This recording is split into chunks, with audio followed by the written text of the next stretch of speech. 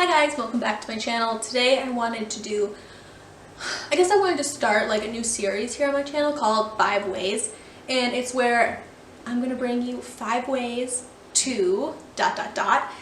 And today I'm going to do 5 ways to simplify your life. I think getting down to the basics and just remembering what's important is going to improve your life significantly in every way.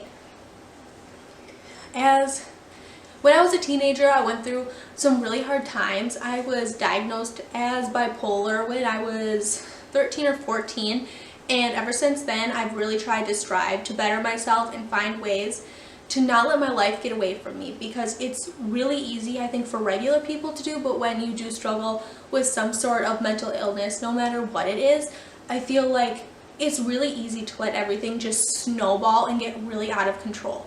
So these are the things that have really helped center me and really impacted my life on a daily basis to improve whatever it is. So the first way to simplify your life is to declutter your space. I think, and I'm a firm believer in, a cluttered space equals a cluttered mind. I feel like, personally for me, if my house is messy or cluttered with things, I can't work as efficiently as I would if all of those distractions were gone. I know my mom, she's always worked a desk job. So I feel like if you're one of those people where you work at a desk and you're sitting all day, clear out that space. Take all of those things that you don't necessarily need that might be just taking up excess space, take them away, put them down, and I think you'll really find how quickly your time management and effectiveness is really going to change. Number 2 is, it seems really simple, but it's kind of hard to do, and that's focus on the positive. I have had so many days where it just, everything from the time you wake up in the morning, everything is going wrong. You know, you burnt toast for breakfast, you missed the bus, or your kids missed the bus, and now you gotta drive them to school, and then you realized, oh my god, I left their backpack at home. It's things like that where I feel like if you just take a step back and breathe and try to focus on the positive, you can stop that snowball right in its tracks. At the end of every night, I like to just lay down and I think of everything positive that has happened in my day. Because when I was first diagnosed with bipolar, it was so easy for my mind to automatically focus on all of the negative things.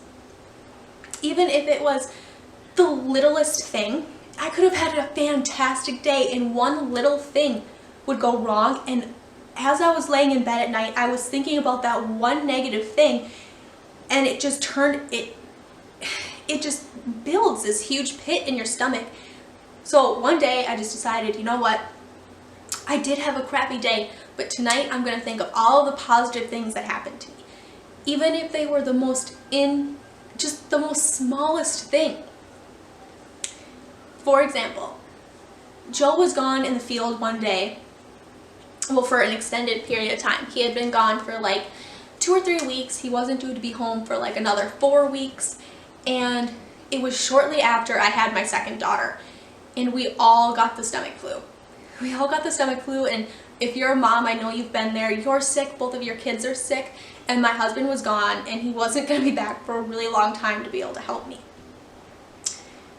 So 2 days into the stomach flu, everyone's starting to feel just a little bit better, but I need to venture out to the store to get soup, crackers, Pedialyte, just things that are going to help rebound us. So I'm in the store, and obviously both of the kids are sick, and I'm sick, and you're tired, and you're cranky. And I'm like, just dreading being there, just wanting to get back home. And this man sees me struggling to get the kids in the car and all my groceries into the car, and he offered to take my cart back to the little cart thing, you know, you push all your carts into it. And something so small, and for him, he probably didn't even know that that was the best thing that had happened to me in days. It's things like that where you can just find a positive in any kind of situation. Tip number 3 is don't worry about things. I know that is way easier said than done, but it's so easy to just worry about every little thing, when honestly, I could just sit down and say, you know what? the Lord has a plan for me. And even though right now this might not make sense, in 2 weeks, 6 months, or maybe 10 years from now, I'm going to be able to look back at this situation and it's going to make sense. For me, being able to just sit down and full-heartedly saying, Lord, I trust you and I trust in your plan. And not just saying it, but full-heartedly meaning it has brought so much less anxiety and stress to my life. Just my tip would be, even if you're not a religious person, is to just be accepting in that you can't change everything.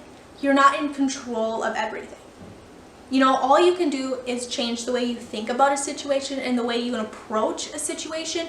And I think you'll find really quickly that at the end of the day, you're like, oh, my boss got on me today, you know, I have to do this and I have to do that. And instead of just bringing yourself back to center and being like, you know what, my boss gave me some critiques and something that I can improve on, and I'm going to look at it like that instead of a negative, that he was, you know, belittling me.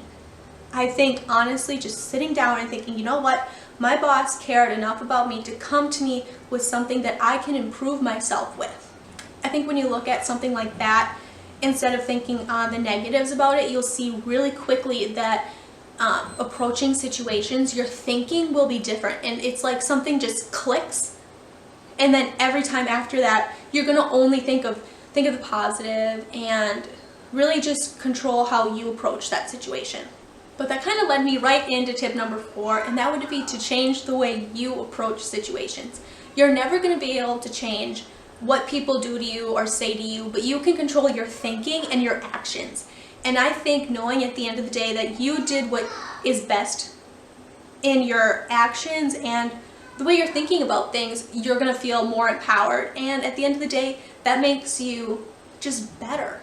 I feel like everyone strives to be better and to, well, I shouldn't say everybody, but I think everybody should try and strive to be better. And I think mastering those two things with only thinking about the positive and kind of not worrying about what you can change except yourself, I think once you get those two things, your whole life is automatically going to change.